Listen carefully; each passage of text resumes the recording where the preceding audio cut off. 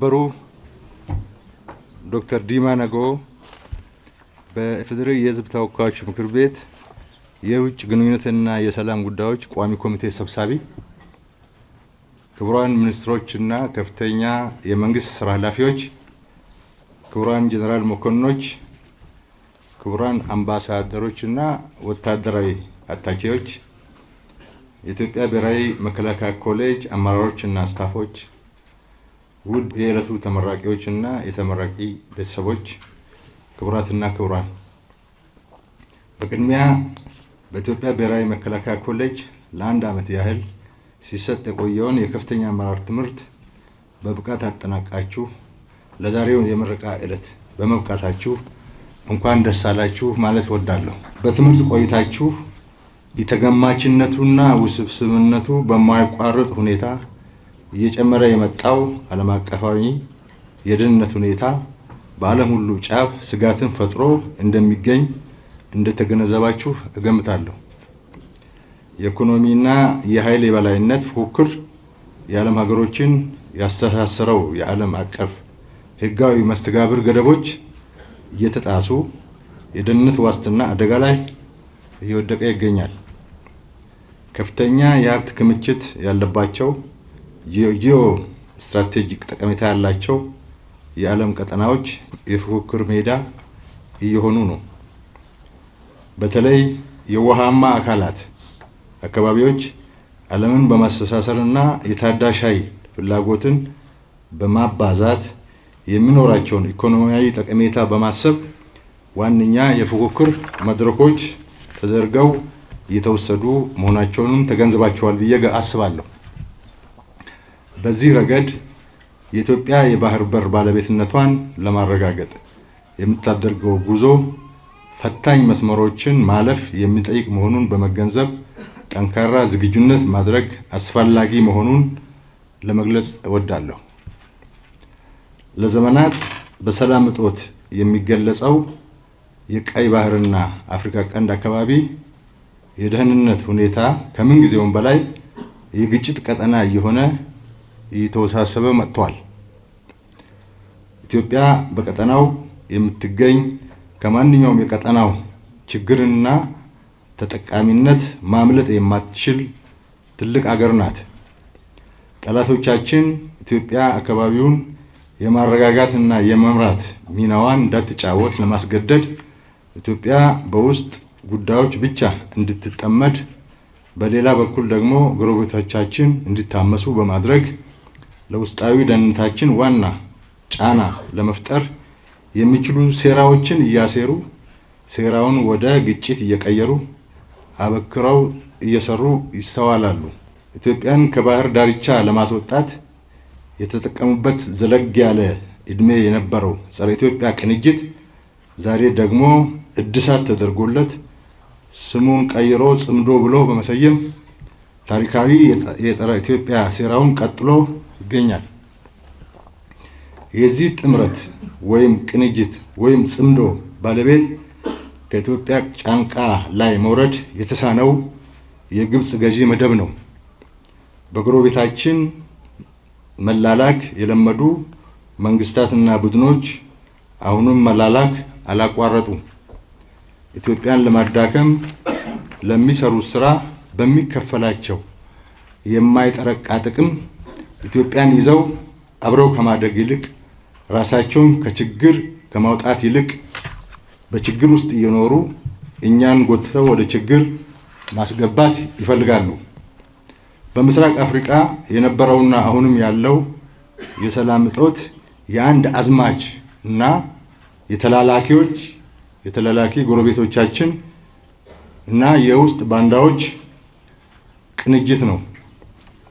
ውድ ተመራቂዎች፣ ክቡራትና ክቡራን፣ ያለ ጦርነት መዋል ማደር የማይችሉ ሽንፈት የማያሳፍራቸውና ባንዳነትን ተለማምደው የኑሮ ዘዴያቸው ያደረጉ ታሪካዊ ባንዳዎች የጠላት መጠቀሚያ ሆነው አገራቸውን በማዳከም የጠላትን ብሔራዊ ጥቅም ለማስጠበቅ ጽምዶ ገንብተው ህዝባቸውን እያጎሳቆሉ ልማትና እድገት እንዳይመጣ የሚያደርግ ግጭት እየተጋጩ ይገኛሉ። ይህ ግጭት ለታሪካዊ ጠላቶቻችን እንጂ ለትግራይ፣ ለአማራና ለኦሮሞ ህዝብ ከውድመት በስተቀር ምንም አያመጣም። በትምህርት ቆይታችሁ እንደተገነዘባችሁት ወታደራዊ ኃይል ቁልፍ የብሔራዊ ጥቅም ማስከበሪያ መሳሪያ ነው። የዘመኑ የጦርነት አካሄድ ካለፉት 4 የጦርነት ትውልዶች አካሄድ በእጅጉ የተለየ ነው።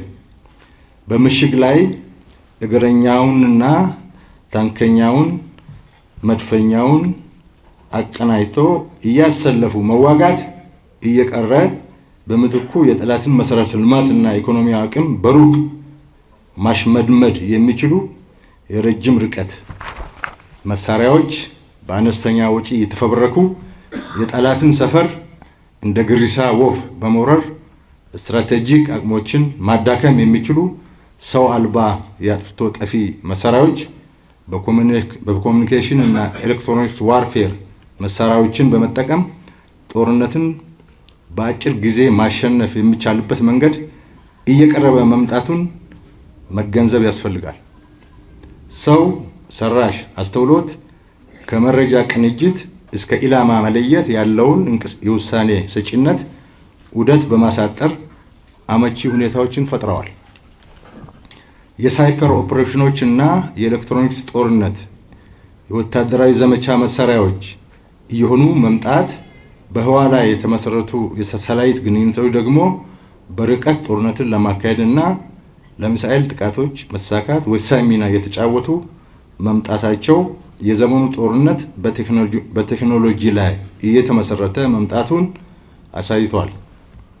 እንዲህ ባለው ሁኔታ ውስጥ በትምህርት ቆይታችሁ ያገኛችሁትን ስትራቴጂክ የስጋት ትንተናና አጠቃላይ የአመራር ትምህርት በምናካሄደው የሰራዊት ግንባታ ግዳጅ አፈጻጸም ሂደት ዘመኑን ቴክኖሎጂን በማወቅ ለመጠቀምና ለመምራት እንደሚረዳችሁ እሙን ነው። ጠላቶቻችን ድብልቅ አካሄዶችን በመጠቀም በውክልና ጦርነት ጠምደው ለማቆየት እየታተሩ መሆናቸው ግልጽ ነው።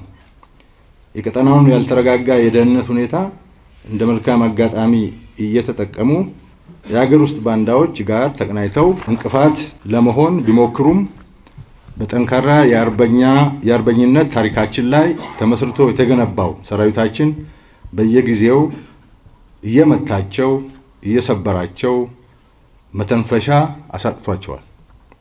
እንደምታውቁት ሰራዊታችን ከምን ጊዜውም በላይ አንድነቱ ተጠናክሮ አደረጃጀቱ ሰፍቶና የዘመኑ ወታደራዊ ትጥቆችና ቴክኖሎጂ ታጥቆ በከፍተኛ የዝግጁነት ደረጃ ላይ ይገኛል። እናንተ ከዚህ ኮሌጅ የቀሰማችሁት አጠቃላይ የደህንነት ስትራቴጂ እውቀትና ክህሎት የአመራር አቅማችሁን በከፍተኛ ደረጃ ያሳደገ በመሆኑ እየተሰራ ያለውን የዝግጁነት ስራ እንደሚያጎለብተው እምነቴ ነው። የኢትዮጵያ ብሔራዊ መከላከያ ኮሌጅ አመራሮችና ስታፍ አባላት ጥቂት ዓመታት አበረታች ጥረቶች በማድረግ በርካታ ምሩቃን አፍርታችኋል። ጥሩ የምርምር ስራዎችንም ሰርታችኋል። እስካሁን የመጣችሁበት ሂደትም በመፈተሽ በተደራጀ መንገድ ስርዓተ ትምህርታችሁን አሻሽላችሁ ለበለጠ ተልዕኮ እንደተዘጋጃችሁ ተገንዝበናል። መንግስት ትልቅ በጀት መድቦ የመሰረተ ልማትና ፋሲሊቲ አቅማችሁን ለማሳደግ እየሰራ ይገኛል። በአጠቃላይ የኮሌጁን አቅም ለማሳደግ ለምታደርጉት ጥረት የኛ ያልተቋረጠ ድጋፍ እንደማይለያችሁ እያረጋገጥኩ የሚፈጠሩ አዳዲስ ክስተቶችን እያጠናችሁ ዘመኑን የሚዋጅ የትምህርት ስርዓት ለመቅረጽና አሰራራችሁን በየጊዜው ዲጂታላይዝ በማድረግ ስማርት ኮሌጅ ለማድረግ ከፍተኛ ጥረት እንድታደርጉ አሳስባለሁ። በመጨረሻም የዛሬ ተመራቂዎች ወደ ስራ ስትሰማሩ በትምህርት ቆይታችሁ የቀሰማችሁትን እውቀትና ክህሎት በተግባር ከሚገጥማችሁ ሁኔታዎች ጋር በማዛመድ ለውጡ በግልጽ የሚታይ የአመራር ስራ መስራት ይጠበቅባቸዋል። የተመረቃችሁት ሰራዊታችን ወሳኝ የዝግጅት ስራዎችን እያከናወነ በሚገኝበት ወቅት መሆኑን ተገንዝባችሁ ለዚህ ተግባር የላቀ አስተዋጽኦ ለማበርከት በከፍተኛ ተነሳሽነት እንድትሰማሩ አሳስባለሁ። በድጋሜ እንኳን ደስ አላችሁ ለማለት እወዳለሁ። አመሰግናለሁ።